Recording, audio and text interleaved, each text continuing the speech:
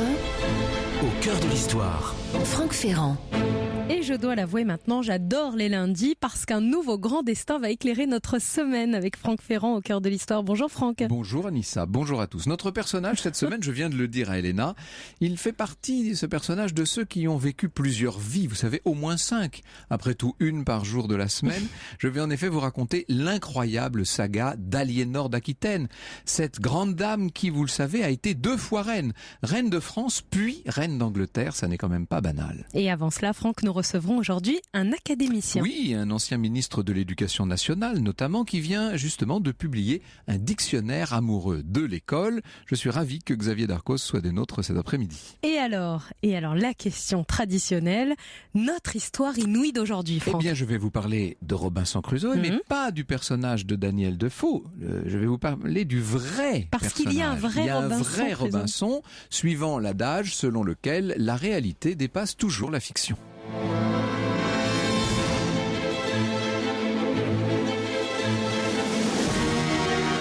Europe 1. 14h, 15h.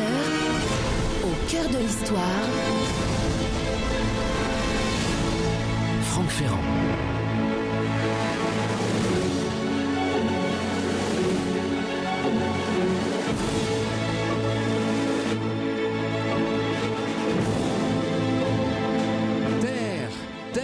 Droit devant.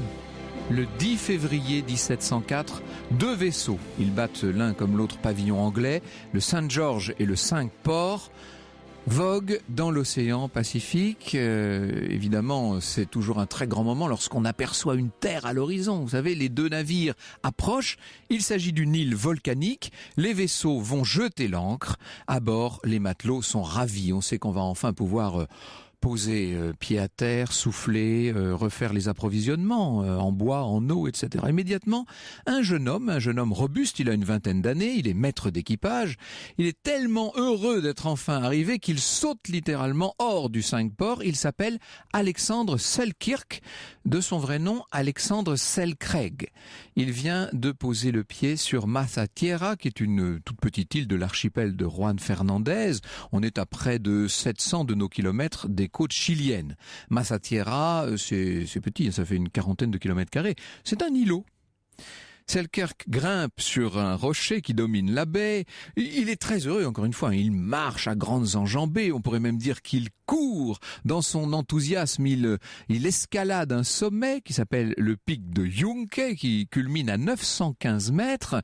C'est le sommet, bien sûr, de cette île. Et de là-haut, on peut admirer la vue à 360 degrés sur l'océan, sur tous les petits îlots qui entourent celui-ci. La vue aussi sur l'île elle-même, avec ses vallées profondes, encaissées, des parois escarpées, des forêts magnifiques, etc. En vérité, l'équipage du vaisseau se demande ce que fait Alexandre Selkirk. Il a littéralement disparu. Il est grand temps pour lui de regagner le navire. Pour tout vous dire, il n'a pas tellement envie de remonter à bord du Cinq-Ports. Le capitaine, qui s'appelle Thomas Stradling, est un homme violent, autoritaire. Vous savez que dans la marine britannique, on avait le fouet facile. L'expédition est un véritable calvaire. Mais que voulez-vous, il faut continuer. Cette expédition doit aller jusqu'à son terme. Elle doit trouver de l'or. C'est une expédition corsaire. C'est-à-dire que nous avons affaire à des pirates officiels dotés de ce qu'on appelle une lettre de course. Bref. Les 2 navires repartent, mais dans les semaines qui suivent, on peut dire que tout va de mal en pis. Le commandant renonce à attaquer les bateaux et les villes aux mains des Espagnols parce que il ne s'estime pas de force. Le résultat, le butin est vraiment maigre. Alexandre Selkirk est comme tous ses compagnons, il est frustré. Il se dit que toute cette expédition, tous ces efforts, vous imaginez les souffrances qu'on exigeait de tous ces hommes, n'aboutira à rien, ou alors à un butin ridicule, presque rien à manger désormais, les navires sont en très mauvais état. Bref, Alexandre est en colère et il se dit que tout ça c'est la faute du capitaine, de ce tyran de Stradling. Et un matin, le jeune homme en vient à critiquer ouvertement les choix de son supérieur. Vous savez que ça ne se fait pas à bord d'un d'un navire, bien sûr. Le ton monte, Stradling prend Selkirk par le col de ce qui lui reste de chemise, le plaque au sol, le menace même avec son propre couteau. C'est la dispute de trop. On sait que Stradling est brutal, mais il n'avait jusqu'alors jamais utilisé une arme. Alexandre se dit qu'il est temps de quitter ce navire. Il va attendre la prochaine escale et il descendra, et cette fois il ne remontera pas à bord du Cinq-Ports. Le problème, c'est que le navire ne fait pas escale et on attend et les choses se dégradent encore. L'exaspération atteint son comble. Enfin, par un après-midi d'octobre 1704, Alexandre entend cette annonce. On va retourner à Juan Fernandez. Il nous faut de l'eau. Ah, Juan Fernandez, il a un tellement bon souvenir. Il n'ose même pas y croire, figurez-vous. Il va enfin pouvoir quitter ce navire de malheur. Il va retrouver cet archipel qu'il aime. Et là, comme il sait que les navires et les convois anglais sont très fréquents, eh bien, il attendra l'arrivée du prochain convoi et il repartira avec ses compatriotes. Ainsi, lorsque le Cinq-Ports accoste à Massatiera, Selkirk fait part au capitaine de sa décision. « Je descends ici, lui dit-il. Je ne vais pas repartir avec vous. » Et là, la réponse, « Oh, écoutez, faites ce que vous voulez. » Et l'on voit Alexandre débarquer sous les yeux incrédules de ses camarades. Stradling, lui, a les yeux, j'imagine, plissés, les bras croisés, un petit sourire satisfait qui déforme son visage. Vraiment pas un personnage sympathique. Il donne d'ailleurs l'ordre de débarquer les affaires du marin. Il n'y a pas grand-chose, quelques instruments de marine, vraiment quelques affaires, quelques vivres, une tabatière, une Bible, bien sûr. Et voilà l'homme resté à terre qui désormais fixe le navire anglais, s'éloignant de plus en plus, disparaissant pour de bon. Toute la soirée, toute la nuit, Alexandre est là, à observer l'horizon. Évidemment, on peut imaginer qu'il n'a plus qu'un pincement au cœur. Il peut se poser la question, et si jamais aucun navire ne venait? Et s'il était condamné à vivre, ou plutôt à survivre sur cette île, et à y mourir? Dans les jours qui suivent, lui qui avait choisi de rester dans un premier temps sur le rivage par peur de tomber sur des animaux dangereux, va finir par aller construire un peu à l'intérieur 2 huttes en bois de poivrier. L'une va lui servir de cuisine, l'autre de chambre. Il se crée aussi un calendrier, il ne faut pas perdre le sens des jours et des dates. Il inscrit tout ça, bien sûr, il fait une petite encoche, vous savez, sur un poteau qui ressemble à un totem indien. Et puis, eh bien, il cherche de quoi manger. Comme il n'a pas assez de poudre dans sa réserve, pas question d'utiliser des armes à feu, Alexandre va devoir chasser comme un homme des cavernes, à pied et à main nue. L'île est certes peuplée de chèvres, et les chèvres en question sont pas très difficiles à attraper. Il court aussi vite qu'elle. Il faut dire que le jeune homme, est un chasseur très habile. Il a appris à chasser au cours de sa première expédition. Il avait 19 ans à l'époque, il avait été fait esclave par des flibustiers, et il avait réussi comme ça à survivre en chassant justement. À Massatiera, Alexandre tue aussi des cochons sauvages, il mange de la viande, des tortues de mer, des phoques, il pêche ce qu'il peut, des crabes, des langoustes, des bonites, des brèmes, mais aussi des morues, des turbots. Bref, il s'organise. En attendant, il scrute et scrute encore l'horizon et ne voit pas un seul navire poindre jamais.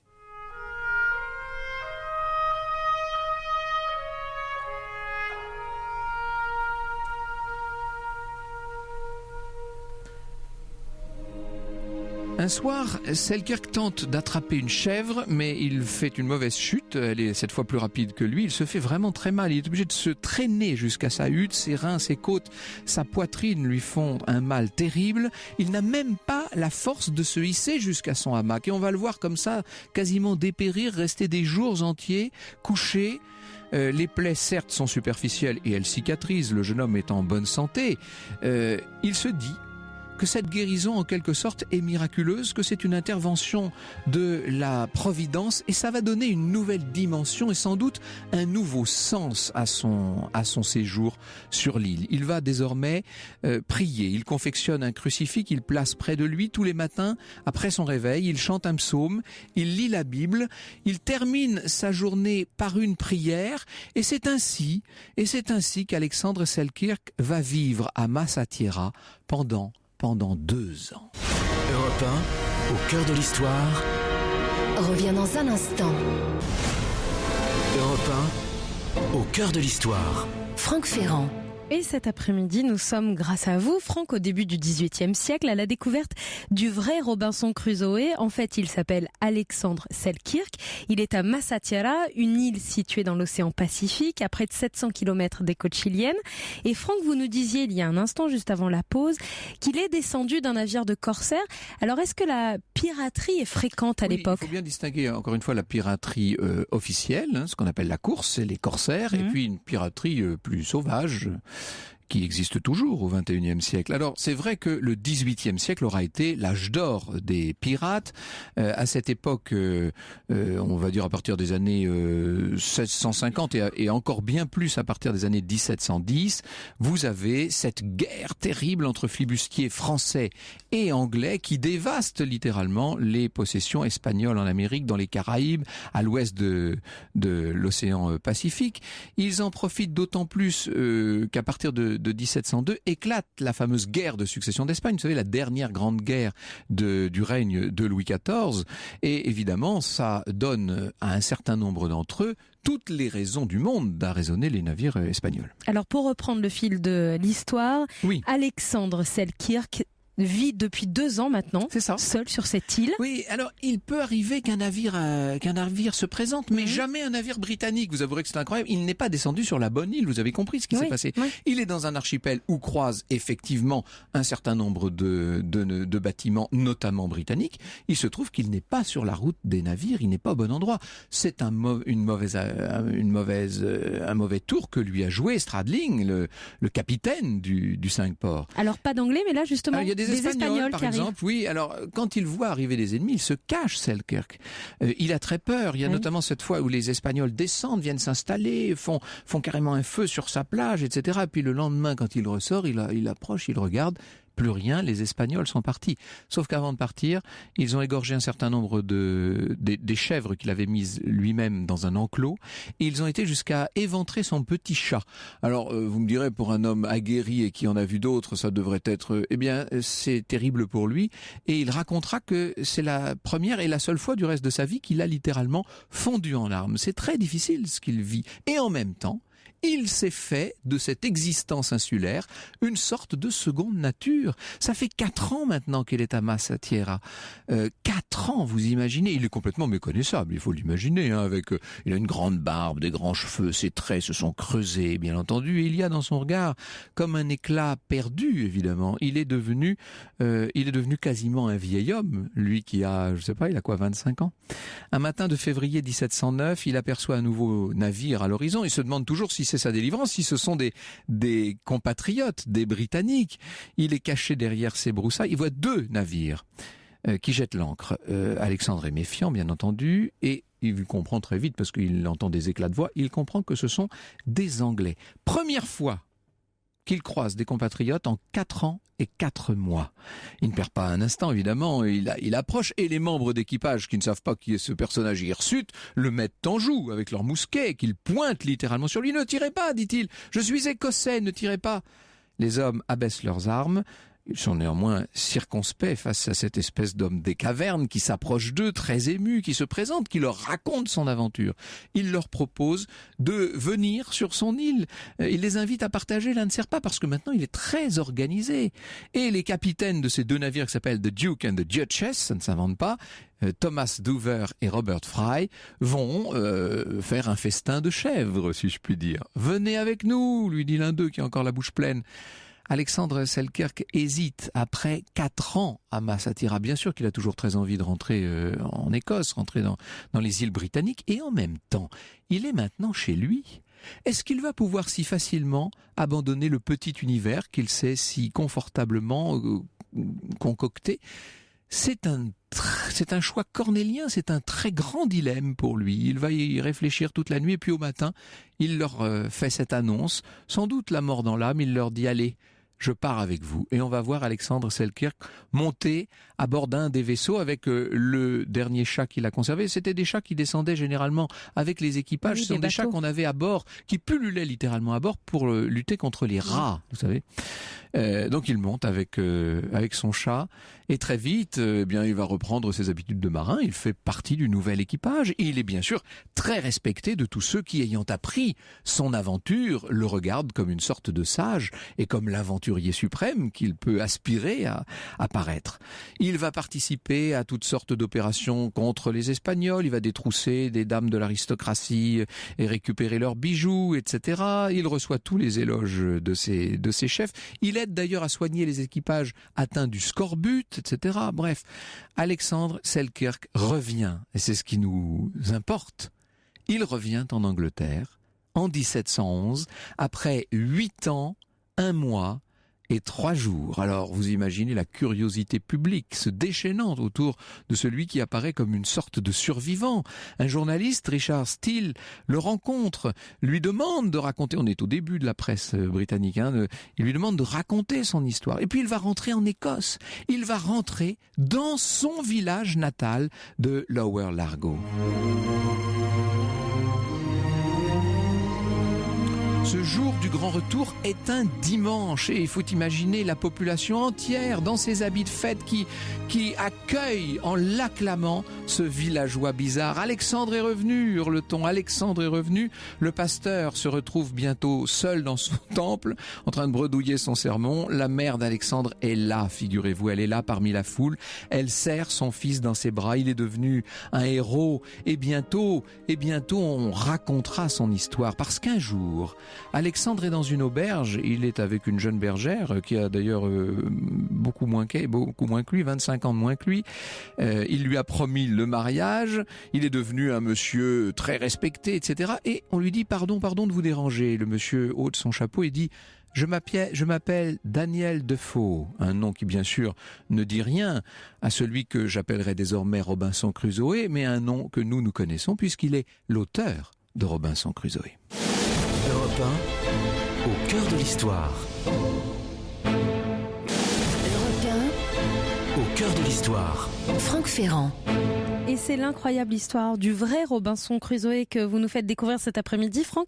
Alors après 8 ans passés sur son île désert, quasiment tout seul, Alexandre Selkirk est ça y est maintenant chez lui, en Écosse. Oui, sauf qu'il va vouloir repartir, figurez-vous. Il repart pour son paradis qui lui paraît son véritable univers, Massa Tierra, vous savez. Et un jour, dans la maison familiale, dans la maison des Selkirk, on frappe. Donc l'homme qui se trouve là ouvre et face à lui il a une femme très élégante qui dit « Mr. Selkirk, oui, vous ne me connaissez pas, je suis Frances Candice, je suis la seconde épouse d'Alexandre Selkirk, dit-elle. »« Ah mais je suis son grand frère, dit-il entré. » La femme s'assoit, elle a l'air triste et elle dit « Vous savez, Alexandre est mort, il est mort depuis plusieurs mois. » Et elle raconte ce qui s'est passé. Elle a rencontré Alexandre Selkirk en 1720. Il était lieutenant sur le Weymouth, qui est un vaisseau anglais, et il est mort noyé au large des côtes africaines quelques mois plus tard à cause de la fièvre jaune. Il est mort exactement le 12 décembre 1721, ce qui fait qu'il n'a pas pu retrouver son chez lui. Il n'a jamais revu Massa Tierra, il n'a pas connu la fin heureuse que Daniel Defoe raconte dans les aventures de Robinson Crusoe. Je vous lis le dernier paragraphe de Robinson, si vous voulez. En disant adieu à mon île, je pris avec moi, à titre de souvenir, un grand bonnet de peau de chèvre, mon parasol et mon perroquet. Je n'oubliais pas non plus l'argent dont j'ai fait mention. Après être resté enfoui si longtemps, il avait tellement rouillé qu'on ne pouvait plus le reconnaître, et il me fallut frotter longuement chaque pièce avant de pouvoir l'utiliser. Mon voyage fut heureux, et lorsqu'enfin j'arrivai en Angleterre, le 11 juin 1687, il y avait 35 ans que j'avais quitté ma patrie. Ça, c'est le roman, bien entendu. Sachez qu'aujourd'hui, l'une des 3 îles de l'archipel Juan Fernandez porte, depuis 1966 précisément, le nom d'Alexandre Selkirk, même si le marin, évidemment, n'y a jamais été sur cette île-là. Massa Tierra, quant à elle, dont Selkirk a été, si j'ose dire, le souverain pendant 4 ans et 4 mois, cette île s'appelle aujourd'hui l'île Robinson Crusoe. « 」 « 」 « 」 « 」 « 」 « 」 « 」 « 」 « 」 « 」 « 」 « 」 « 」 « 」 « 」 « 」 « 」 « 」 « 」 « 」 « 」 « 」 « 」 « 」 « 」 « 」 « 」 « 」 « 」 « 」 «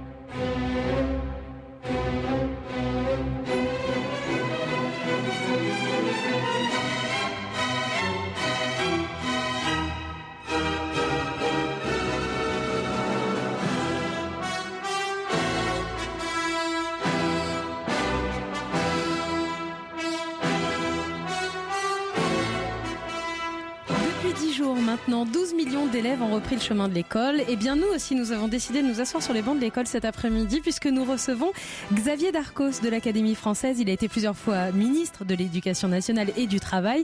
Il est ambassadeur et président de l'Institut français et auteur du dictionnaire amoureux de l'école paru chez Plon. Vous l'aimez cette école, Xavier Darcos? Eh bien, on ne peut pas s'en défaire, vous savez. Mais tout le monde aime son école. On croit toujours que l'éducation nationale fait l'objet d'opprobre et c'est vrai que l'opinion publique est souvent sévère. Mais sans aucun doute, cher Franck Ferrand, comme tous ceux qui nous écoutent, vous avez le souvenir au moins d'un professeur ou d'une personnalité formidable qui vous a marqué. Tout le monde aime au moins les professeurs à défaut d'aimer l'école. Je dois tout à l'école de la République, vous savez.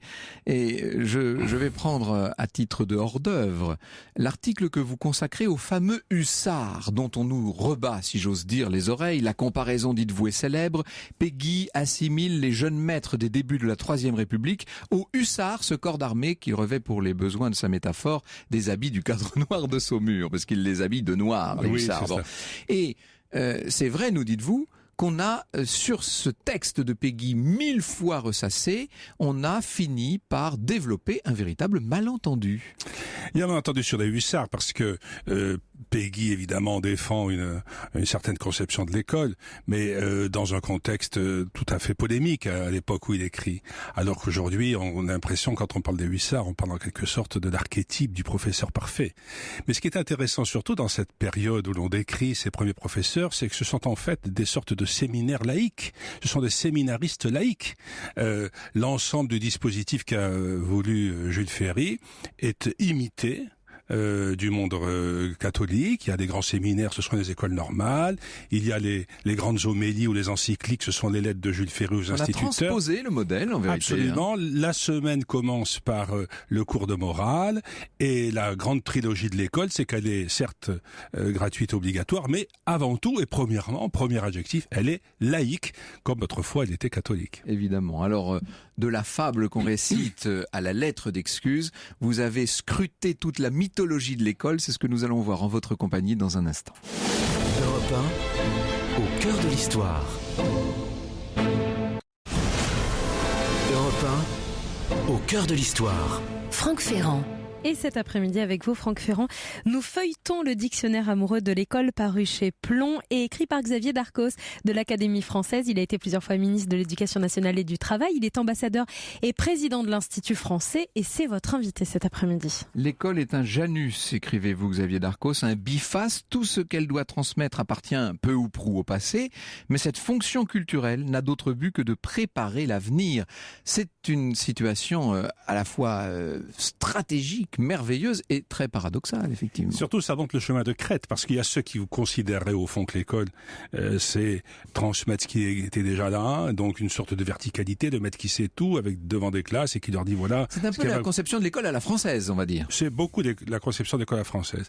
Et puis il y a ceux qui ont basculé complètement de notre côté, qui disent bah, attendez pas du tout. Les Montessori. Voilà, le monde de demain bougera sans cesse, les donnes sont nouvelles, le mode de la communication a changé, l'informatique, les langues, les voyages, l'accès à tous les savoirs grâce à Internet, etc. Il faut que l'école s'adapte à tout ça et laissant tomber tout le fracas du passé. Or, précisément, ce que doit faire l'école, c'est d'être cette ligne de crête entre les deux.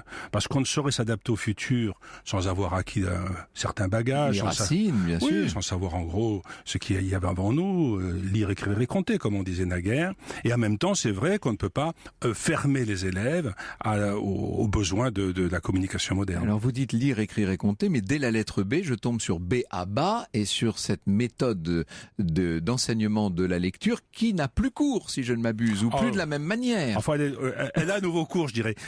Sur les méthodes de lecture, il y a eu beaucoup de querelles. Hein. Il y a d'ailleurs beaucoup de querelles sur l'école. Et sur l'histoire, alors dis donc. Et sur l'histoire et sur tant d'autres sujets. Enfin bon, sur la lecture en particulier, entre la lecture syllabique et la méthode dite globale, il y en a, pendant un moment, on considérait qu'il fallait faire que de la méthode globale, c'est-à-dire arriver à repérer le sens à partir du mot dans sa totalité. Aujourd'hui, plus personne ne fait ça, et on revient petit à petit, fondamentalement, à la méthode syllabique. Mais les querelles ne cessent pas, la tension ne cesse pas, parce qu'on cherche toujours un responsable à une situation objective qui fait que les élèves d'aujourd'hui sont moins en contact avec l'écriture, et lorsqu'ils arrivent en 6e, ils ont souvent beaucoup de mal à maîtriser un texte ou même tout simplement la lecture. La dictée, l'estrade, le bonnet d'âne, tout ça fait partie d'une forme de mythologie se référant à un passé pas très long, somme toute. Ça va de l'institution définitive des petites écoles au milieu du XVIIIe siècle à la fin de l'école communale telle qu'on a pu la connaître au milieu du XXe siècle. 2 siècles qui ont définitivement marqué l'imaginaire. Et encore, vous étirez un peu l'histoire, parce que fondamentalement, c'est quand même 1870, 1960. Alors oui, ça c'est l'école obligatoire. Oui. Oui. Et donc, toute l'imagerie de l'encrier, du tablier, du pupitre, du tableau noir, de l'estrade, de la cloche qui sonne, que sais-je, des punitions, des bonnets d'âne, toute cette imagerie est quand même un peu surannée désormais. Elle a terminé il y a plus de 50 ans, ou plus de 60. Et elle reste extraordinairement présente, même dans les jeunes générations. Vous disiez tout à l'heure, ce dictionnaire est une sorte de dictionnaire de la mythologie de l'école. C'est pas complètement faux, c'est une mythographie, oui. Mais ça fait partie de notre histoire. Il y a une raison à cela, mais vous le savez mieux que personne, Franck Ferrand, parce que vous êtes historien, c'est que l'histoire de l'école, l'histoire de la République, c'est la même chose. Ça commence en même temps, ça se construit en même temps, ça défend les mêmes valeurs, ça essaie de former les citoyens de l'ordre nouveau à partir de la République, et donc tout ça va de pair. Alors on va revenir justement sur un certain nombre des grandes idées de l'école républicaine. Il faut quand même toujours préciser que les écoles existaient bien avant la République, quand même. Il existait des écoles dès le Moyen-Âge. Je dis ça parce que les gens croient qu'on a commencé à aller à l'école avec la Révolution française. On avait quand même dans les villages, etc., des petites écoles. Tout ça était de l'ordre de la religion. C'est ce qu'il faut bien expliquer. Absolument. Hein? L'enseignement était fait par des clercs qui étaient plus ou moins rattachés au monde religieux, d'ailleurs qui étaient les seuls à pouvoir le faire, somme toute, parce que c'était les seuls qui avaient une culture, un savoir. Et même, cet enseignement s'est organisé parfois de manière extrêmement structurée. Je pense par exemple à tout ce qu'ont fait les jésuites au XVIIe siècle, où ils ont inventé des méthodes, ils ont défini des stratégies, ils ont organisé ils ont distribué des disciplines. Et donc, c'est vrai que l'école ne date pas de Jules Ferry. Mais ce qui date de Jules Ferry, c'est qu'elle soit pour tout le monde gratuite et laïque. Et voilà. Et obligatoire au passage. Et obligatoire, évidemment. Ce qui quand même n'est pas négligeable. Je voudrais évoquer 4 grands noms qui sont bien sûr dans le dictionnaire et qui ont marqué l'école. D'abord Condorcet. Oui. Fondamental. Alors Condorcet, lorsqu'on lit les textes de Condorcet, pendant la période révolutionnaire, on se rend compte qu'il y a tout. Condorcet envisage déjà l'idée que la première des missions de la nation, c'est d'offrir à tout le monde une école gratuite, de concevoir cette école autour des valeurs de l'ordre nouveau, c'est-à-dire en fait de la République, de la nation libérée des chaînes de l'ancien régime, de faire en sorte que il y ait des maîtres formés à cela, que l'État prenne en charge l'ensemble de ses responsabilités, et même d'ailleurs qu'aussi, ce qui paraît bien banal aujourd'hui, mais ce qui paraissait encore plus révolutionnaire, qu'on imagine des écoles pour les filles. Oui. Et donc, on va revenir à Victor Duruy, justement. On va revenir à Victor Duruy, qui le concrétisera. Mais ce qui est très frappant chez Condorcet, c'est que il considère comme en bon homme du 18e qu'il est, que l'histoire est en progrès, qu'elle vient de faire un bond important à la fin du 18e siècle, autour de la période révolutionnaire, mais pas seulement, grâce aux techniques, grâce à la progression des savoirs, etc. Et que ce progrès ne pourra s'installer durablement que s'il se transmet dans les jeunes générations par l'école. Alors, un mot de Guizot. Oui, quand même, sur lequel nous avions d'ailleurs, auquel nous avions consacré une émission entière il y a un an avec Laurent Theiss, personnage considérable, notamment pour l'histoire, mais pour l'école aussi, important. Oui, Guizot a été un de ceux qui a, au fond, structuré le premier d'une manière très très lisible l'ensemble d'un réseau national, qui a voulu lui aussi que on sépare clairement l'enseignement laïque et l'enseignement religieux, tout en étant favorable au fait qu'on continue à recevoir un enseignement catholique, bien entendu, et qui a conçu le premier l'idée qu'il fallait avoir un programme universel de l'école, que tout le monde a pris en même temps la même chose. Ce qui était le grand rêve de Guizot, c'était de pouvoir sortir sa montre de son gousset et dire aujourd'hui, il est mardi, il est 14h30, tous les élèves de 8e sont en train de faire une dictée sur le labour ou les semailles, puisque c'était ça le sujet généralement des dictées. Et donc, cette idée d'universalité qui a beaucoup habité Guizot, et qui a été un esprit très moderne. Victor Duruy, on en disait un mot. Victor Duruy, il est surtout connu parce qu'il s'est intéressé à l'enseignement des filles. Il a participé d'une manière très très active à l'égalité des droits des enfants vis-à-vis du savoir, et c'est à lui qu'on doit en fait cette forme patrimoniale très étrange de nos écoles qui sont en deux panneaux, n'est-ce pas, en deux parties, l'entrée des garçons, l'entrée des filles, avec une école commune. Jusqu'à 1964, où là, on commence la mixité. Alors. Exactement. Moi, j'ai passé le bac en 1965 et c'est la dernière année au lycée. C'est la première fois qu'on a vu cet apax, une fille apparaître au lycée. Incroyable. On voit que vous connaissez bien les langues anciennes. Un apax, c'est une chose qu'on ne retrouve qu'une fois qu'une seule fois. Voilà. Alors, il y avait un lycée de filles, bien sûr. Mais on a vu apparaître des filles dans le lycée, ce qui était tout à fait inattendu. Dans un lycée qui s'appelait d'ailleurs à cette époque-là lycée de garçons, et il y avait de l'autre côté le lycée de filles. Alors, il faudrait parler du collège unique. Il y a quand même pas mal de sujets qui fâchent. Et d'ailleurs, vous consacrez un long article en forme de clin d'œil au mammouth. Est-ce qu'il est réformable, ce fameux mammouth, Xavier Darcos? Votre parole sur la question est évidemment très attendue. Ce que je crois surtout, c'est que le ministre, puisqu'il a la vision globale, la vision nationale et l'ensemble des moyens pour agir, et c'est par lui que passent les nominations à tous les étages, le ministre, il a tendance à imaginer un gosse-plan. Il a toujours envie de marquer sa place, de faire des choses qui vaillent pour tout le monde. Or, l'école, c'est une multitude de petites cellules juxtaposées qui sont très différentes les unes des autres, où il ne se passe pas la même chose, pas devant les mêmes publics, pas au même moment, pas dans les mêmes conditions matérielles et sociales. Et donc, cette idée de la grosse machine qui va s'appliquer à tout le monde est évidemment inadaptée aux réalités du terrain d'aujourd'hui. Alors, à cela s'ajoute que Claude Allègre et tant d'autres l'avaient dit de manière un peu ferme, et que le mammouth avait beau avoir l'épiderme épais, il a fini par regimber et marcher sur son chasseur. Dans ce ministère, écrivez-vous, qui fait l'apologie du mérite et de la promotion par le travail, on ne pratique guère les vertus que l'on professe. Les enseignants qui choisissent de s'investir en recueillent peu d'avantages en termes de carrière par rapport à ceux qui sont bien décidés à s'en tenir à la routine rythmée par les congés scolaires. Et vous concluez, bref, comme le veau d'or, le mammouth est toujours debout. Oui, c'est vrai que les ressources humaines, comme on dirait aujourd'hui, à l'éducation nationale, peuvent progresser, que les professeurs qui s'investissent le plus n'en tirent pas suffisamment de reconnaissance et de bénéfices. Le dictionnaire amoureux de l'école, extrêmement foisonnant, mais c'est un dictionnaire amoureux, est signé Xavier Darcos de l'Académie française, évidemment aux éditions Plomb. Merci beaucoup. Ça aussi, ça rappelle des souvenirs. Ça.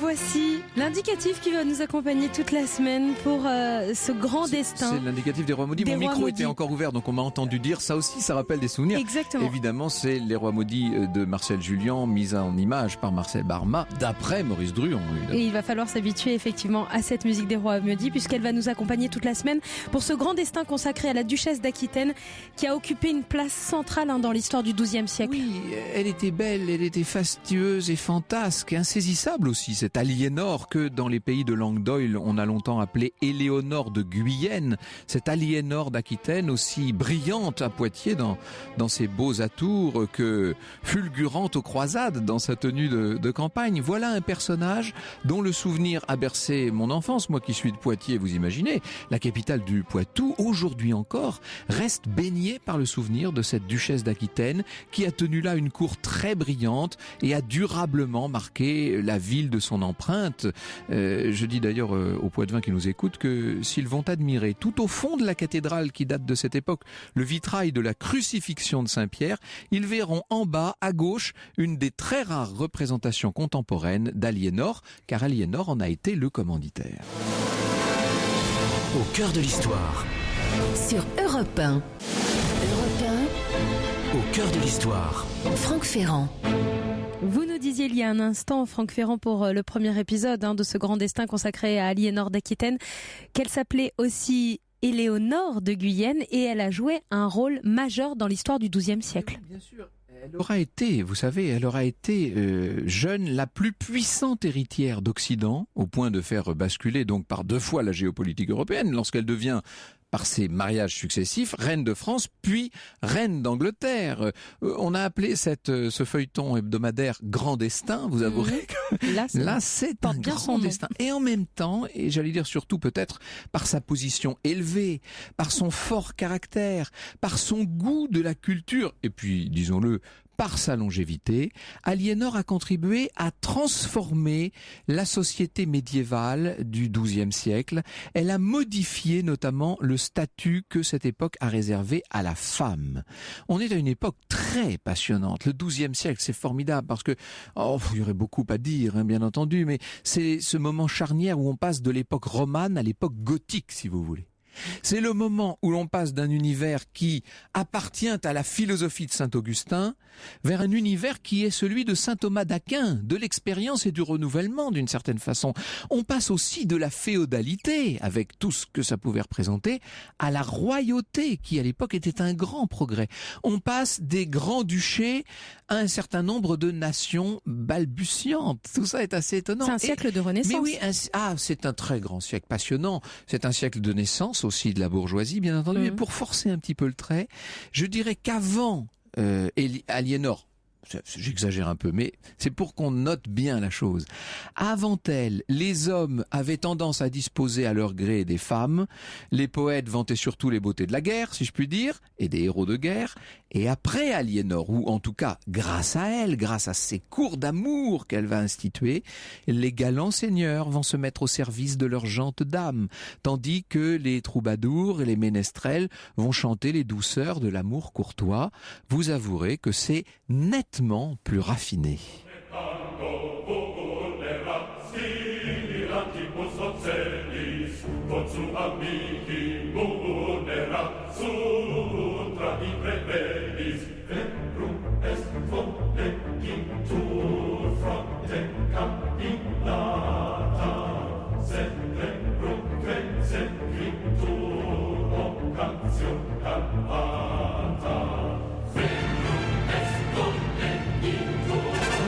Il ne faut pas que je commette la même erreur qu'avec Marcel Proust la semaine dernière et que je ne me mette à vous parler de la vie du personnage que le mercredi midi. Donc si vous voulez, on va entrer dans l'existence de cette jeune Aliénor qui a 15 ans tout juste quand son père, le très puissant duc d'Aquitaine, qui est une sorte de géant de 38 ans, vient à mourir sur le chemin de Compostelle. La voilà donc orpheline, vulnérable, héritière du plus beau des duchés. Et quand je dis le plus beau des duchés, non seulement par sa puissance, par sa position géographique, sa force, ses ressources et ses richesses immenses, mais par sa culture aussi. Vous savez, au palais de Bordeaux, on menait belle vie. On comprend qu'Aliénor ait aimé la poésie, ait aimé la chanson, la danse, etc. parce qu'elle a été élevée dans cet univers-là, dans ces parfums-là et dans ce soleil d'une certaine manière. Avant de rendre l'âme, son père, le duc Guillaume, avait tout de même eu le temps de dépêcher un messager à son seul suzerain, le roi de France, qui est donc suzerain du duc d'Aquitaine, qui lui doit fidélité. Le roi à l'époque c'est Louis le Gros, Louis VI de France, et le duc Guillaume a confié au roi Louis sa fille pour lui trouver un époux digne d'elle. Alors le roi Louis VI réfléchit un peu, il se dit alors cette jeune fille est immensément belle, immensément riche, elle a tout, eh ben elle est faite pour mon fils tout simplement. Gardons-la dans la famille. L'affaire est rondement menée, on va destiner au dauphin de France, qui ne s'appelle pas encore dauphin d'ailleurs, à l'héritier de la couronne de France, cette héritière du duché d'Aquitaine. C'est un mariage d'héritiers qui donc est célébré en 1137 dans la cathédrale Saint-André de Bordeaux. Une jeune orpheline de 15 ans qui apporte dans sa corbeille nuptiale Loirie d'Aquitaine, comme on disait. Autant vous dire carrément tout le sud-ouest de la France actuelle, depuis les Pyrénées jusqu'à Poitiers et même un petit peu au-delà. Elle est unie devant devant Dieu à ce jeune prince de 17 ans qui va hériter un jour de la couronne de France. Or, ce qu'il faut bien comprendre, c'est que les ducs d'Aquitaine ont beau être les vassaux des rois de France, ils sont à la fois plus riches qu'eux, 5 fois mieux pourvus en territoire propre, et surtout, ils se trouvent à la tête des plus brillantes cités, et Bordeaux, et Toulouse, et Clermont, dans cet état de Languedoc encore latinisé, ouvert sur l'Orient, et porteur de toute la culture du monde. Europe Au cœur de l'histoire. 1, Europe Au cœur de l'histoire. 1, Franck Ferrand. Et toute cette semaine, pour le grand destin, vous nous emmenez sur les traces d'Aliénor d'Aquitaine. Alors là, elle a 15 ans. Son futur mari, 17, c'est Louis, héritier du roi Louis VI. Et oui, et il se marie donc à Saint-André à Bordeaux. C'est une fête extraordinaire. Ils sont mignons les deux tourtereaux, vous imaginez? Ils sont tout jeunes, évidemment, pleins d'avenir. Ils sont beaux. Leur lune de miel est parfaite. L'humeur est merveilleuse. Et il faut imaginer que le grand cortège qui les raccompagne, qui les emmène de Bordeaux à Paris, est un cortège de joie, de fête. Tout le monde est heureux. Et on est à peu près à mi-chemin quand on arrive à Poitiers, justement. On entre dans la ville de Poitiers par le pont de Montier-Neuf, et là arrive un messager à cheval qui apporte une nouvelle fracassante. Le roi Louis VI vient de mourir. Les voilà donc, eux qui viennent de se marier là, il y a quelques petites semaines seulement, les voilà ces gamins propulsés sur le trône de France. Ils sont dès à présent le roi Louis VII et la reine Éléonore de France. C'est quand même incroyable. Alors ils vont rentrer à Paris. Pour Aliénor, Paris c'est pas Bordeaux, évidemment. Il faut imaginer ce que ce peut être que Paris à l'époque, le palais de la cité de l'époque. C'est gris, c'est sale, c'est triste, puis il pleut tout le temps. Ça n'a pas tellement changé entre nous, soit dit. Enfin si, là en ce moment on est plutôt gâtés. En réalité, ce qu'il faut vous dire aussi, c'est que cette merveilleuse façade de jeune couple parfait cache en vérité une opposition de caractère entre Aliénor et son mari. Lui est un jeune souverain pénétré de religion. Il ne pense qu'à ça. Vous savez, il est constamment dans la prière, dans la contrition, dans les actions de grâce. Enfin, c'est quasiment un jeune moine d'une certaine manière. Il se destinait du reste à la vie monastique quand la mort accidentelle de son frère aîné l'a renvoyé à la vie civile, mais il ne s'y est jamais vraiment fait. Dans son esprit, il est resté un clerc d'une certaine façon. Et elle, on ne peut pas dire qu'elle soit pénétrée de religion. Aliénor, c'est autre chose, si vous voulez. Non, elle a d'autres priorités dans l'existence. Alors, au-delà d'une question de tempérament, c'est une question aussi d'existence politique pour le roi de France. N'oubliez pas qu'à cette époque, la seule légitimité des rois de France, en tant que suzerains de leurs vassaux, qui sont des vassaux tellement puissants, tellement dangereux, c'est précisément le caractère religieux de leur sacre. Eux sont, contrairement à tous les autres, eux sont des souverains par la grâce de Dieu. Or, Louis VII est conscient, bien sûr, de cette sacralité. Il la vit à chaque instant de sa vie. Il est le lieutenant de Dieu sur terre. Et donc en face, vous avez une Aliénor qui descend d'une lignée de ducs d'Aquitaine dont la piété n'était sûrement pas la première vertu. Son propre grand-père, qui se voulait poète, affichait un paganisme inspiré des antiques. Autant vous dire que toutes les soirées à Bordeaux finissaient par des bacchanales qui ressemblaient quand même pas mal à des orgies. La jeune reine a appris à vivre très librement et elle est excédée de ce qu'elle considère comme les bondieuseries de son époux. Or, son tempérament à elle est emporté. Il ne faut pas oublier, vous allez voir jusqu'où. Et vous allez voir que ça ne s'arrêtera jamais. Elle s'oppose par ailleurs à la prudence du roi. Il est toujours prudent, il réfléchit à tout. Il est d'un tempérament frileux, si vous voulez, alors qu'elle voudrait tout renverser sur son passage. Résultat, elle passe son temps à l'entraîner dans toutes sortes d'affaires plus ou moins profitables à la couronne de France, et notamment dans des conflits contre les vassaux. Le comte de Toulouse, le comte de Champagne, pour ne pas dire d'un certain nombre de prélats comme l'évêque de Bourges. Tous ces grands seigneurs vont devenir bientôt les ennemis personnels de la reine Éléonore. Ça pose de très graves difficultés à la couronne. Et puis, et c'est peut-être encore plus grave, les années passent et aucun enfant ne naît de cette union. Et à cette époque, pour une reine, la stérilité, c'est quasiment un crime. En tout cas, c'est un défaut très grave. Aliénor décide donc de faire repentance publique et le 11 juin 1144, elle est avec le roi à Saint-Denis réunis pour l'inauguration du chœur de la basilique édifié dans un style nouveau, qui ne s'appelle pas encore gothique bien entendu. C'est le vieil archevêque Sugère, l'ancien bras droit de Louis VI, qui les reçoit. La reine s'adresse pour son acte d'humilité à un autre ecclésiastique, Bernard de Clairvaux, fondateur de l'ordre cistercien, et le saint lui promet un enfant pour très bientôt.